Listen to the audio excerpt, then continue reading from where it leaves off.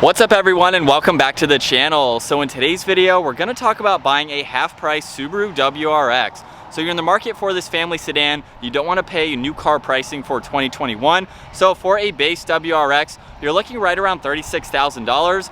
The model that you see behind me is a 2011. It's around $18,000 with just over 80,000 miles on it. So this car is being provided to me by Champion Car Company. Definitely check them out because they have a huge selection of awesome pre-owned inventory. I'll have all their information down in the description below. But can you have just as much fun spending less than half for a WRX? So we're going to start off with the biggest difference, and that is the engine change. So on this 2011, this has a 2.5 liter flat 4 turbocharged engine, and it makes 265 horsepower and 244 pound-feet of torque. On the 2021 models, it has a 2 liter flat 4 turbocharged engine that produces 268 horsepower and 258 pound-feet of torque. So it has a smaller engine, making a little bit more horsepower. I did find though, in doing some research for 0 to 60, that this car actually might be faster to 60 than the 2021 year model. You can get this with an automatic or a manual. This has the 5-speed manual. On the 2021s, they come with a 6-speed manual as well. So we're gonna hop in this later today. We're not gonna do a 0 to 60 run, but we'll see how quick this is compared to the 2021 year model. I have been able to drive a few of them, so it's gonna be really nice to compare. And before we take a look at the exterior, the last performance numbers I wanted to mention, both models have a top speed right around 155, and they weigh about the same. So it's kind of crazy to see that this has a larger engine, weighs around the same, almost the same performance as the smaller, more powerful engine, but you can get this for less than half, and you still have tuning potential for this car. So as you can see, this 2011 in front of me is not stock. We have this front splitter or front section of the lower bumper there that I think gives it a great look. Honestly, I love how this model looks over the newer model just because it has more of a sporty, aggressive design to it. We do have a stock one actually right over there. So let's go ahead and real quick take a look at this front bumper.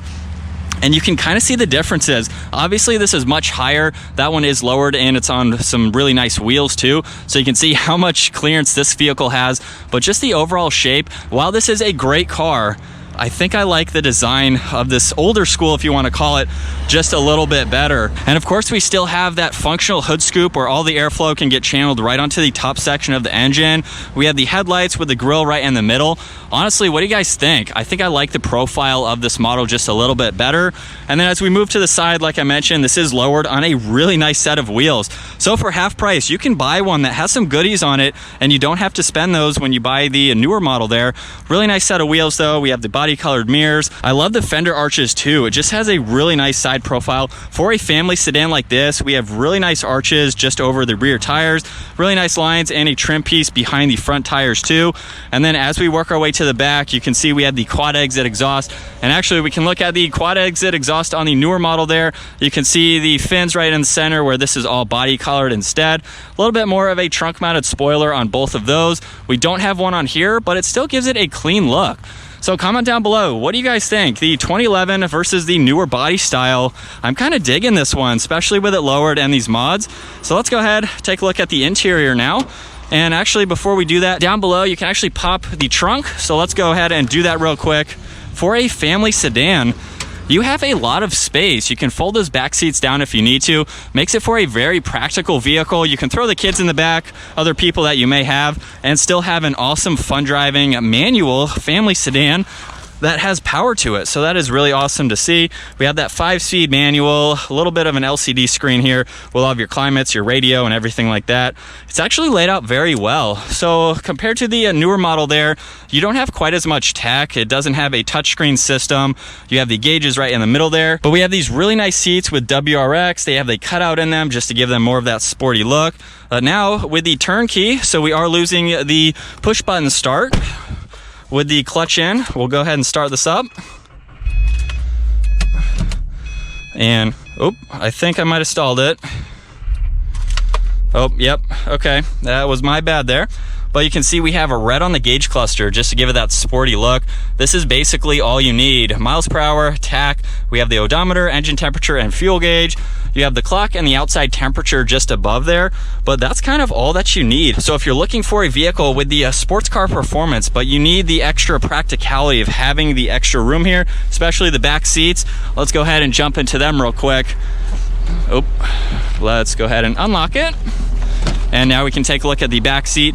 At 5'10", I have plenty of space. So you want a manual, you want a driver-focused car, you don't need all of that tech.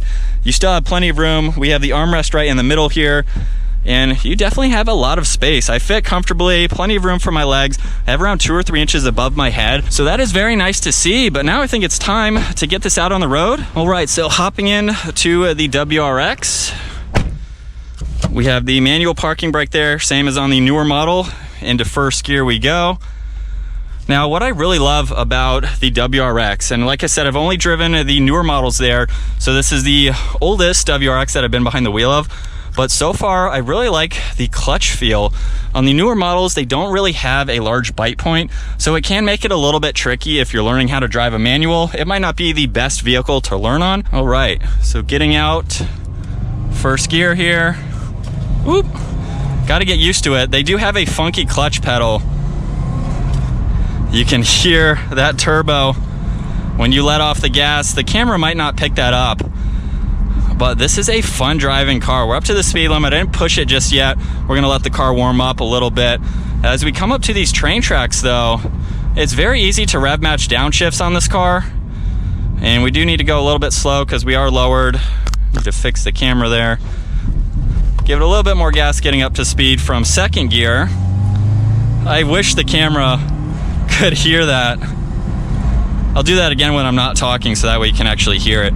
But this is a fun car to drive. I love getting the WRXs out on the road simply because this is a very practical family sedan, but at the same time, we have that manual transmission, making it a lot more driver focused, a lot more engaging. So if you want that sports car performance in a sedan, this is a great option because you can throw the kids in the back, you have plenty of room and that trunk space. You can drive this every single day if you need that kind of room for a vehicle like this. So I love how practical the WRX is, and for half the cost of a new one, you're really not losing all that much. Yes, we don't have the touchscreen system here, which you could put one in if you really wanted to. And aside from that, as we get down into second there, shifter is a little bit different, being a 5-speed versus a 6-speed. So if you've been in the 6-speed, obviously it's 1 gear less, but just gets a little bit getting used to. It's not quite as engaging as in the 6-speed or the newer models. You can see we have a little bit of a long throw there, but it's still very smooth to drive. I love the clutch feel, but now we can give it a little bit of gas.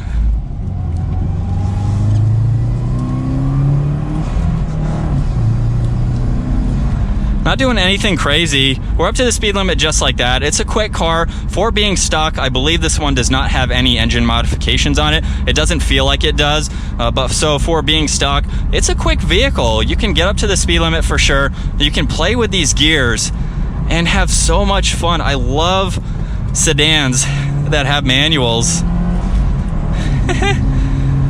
Oh, getting up into 5th gear there. A little weird on the clutch there, still getting used to it. Subarus, like I mentioned, they have an odd clutch to them. If you've ever been in a WRX, that bite point is incredibly short. And unfortunately, I'm not going to be able to get out on any twisty roads, but there's a lot of good steering input in the steering wheel. So even just turning it a little bit like that, it's gonna go where you want it. This is an all-wheel drive vehicle, so you can drive it in inclement weather. You can take this out on some back mountain roads. You can take it out to the track. It is a driver's car. And if you're just looking for that manual transmission vehicle, you don't really care about all the other tech. Personally, to me, I don't really want all of that tech. I own an Audi R8 with the manual. I don't have a touch screen. It has a lot of nice features in it, just like this. We have all the climate controls really easily laid out. But if you just want to get in and drive and you're not worried about all of that, this is a great vehicle. For half the cost, you can put a couple grand in mods if that's something you're looking to do. We still have a vehicle with 81,000 miles, and for being stock, you can definitely play with this. You can put some mods on it, make it a little bit quicker. You could tune it if you wanted to. It's just a fun vehicle. I honestly don't see the need to buy a brand new WRX when you can get one for half the cost and still have the same amount of fun. I love those the red gauge cluster there because it gives it that sporty feel. We're gonna try to do a U-turn here. Not really testing the performance, obviously, because we're going slow, but we can get back up to the speed limit here. All right, so here we go.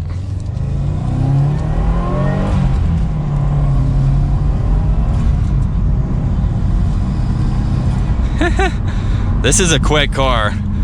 You can definitely get up. I'm not really doing anything crazy. But this is fun. Comment down below, what do you think of the Subaru WRX? I love how quiet it is too on the interior. It drives very smooth. It's not very loud. It's really well insulated for being a 2011. It's an older vehicle, of course, but it rides and handles really good. We don't have any suspension settings or different drive modes like on the 2021 models, where you can actually change the power or send where you're sending the power, I should say, with the all-wheel drive system. So they have center differential locks. You can adjust them with different heights or different settings, I should say. There's like 1, 2, and 3 on the newer models. You can also put them into different driving modes like snow or wet, depending on the model that you go with. Some of those can be the limited or even in the STI models that have the center locking diff. But at the same time, some of that can be a little bit overkill. If you're honestly just daily driving this, you don't need all of that technology. A lot of that is for someone who might be taking it off-road, maybe on gravel, like those kinds of roads. But realistically, most of the WRXs are going to be seeing pavement almost 100% of the time, unless you're actually looking to rally one, which I think would be really cool. But if you want to do that, you might as well buy a used one anyway, since it's going to get some dings or whatever going off-road. So for half price, we have a great amount of interior storage, 2 cup holders in the middle, a little bit down below here underneath the AC controls, glove box, center armrest there. I believe you can get heated seats in this option, or in this model, this year model, if you wanted to. There might be some features that are not on this model. I'm not exactly sure, but it's definitely a sweet ride. So we're going to do one last acceleration.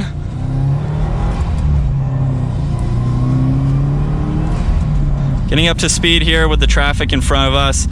But even just going into 3rd, 4th gear there, gradually getting up to the speed limit, it's a quick car. It's very fun to drive.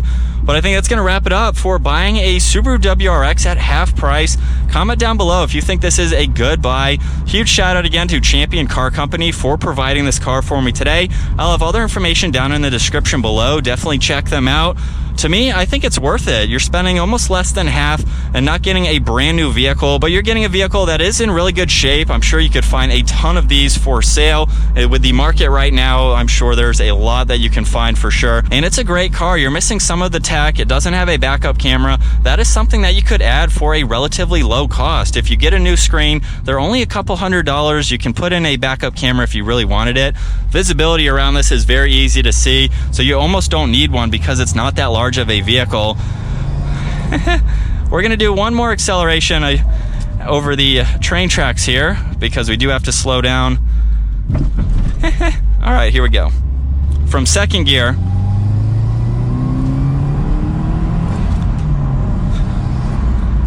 Oh, that is a quick ride. So I hope you guys enjoyed today's video. If you did, give it a huge thumbs up. Consider smashing that subscribe button if you'd like to stay up to date on our daily uploads. And I'll see you in the next video.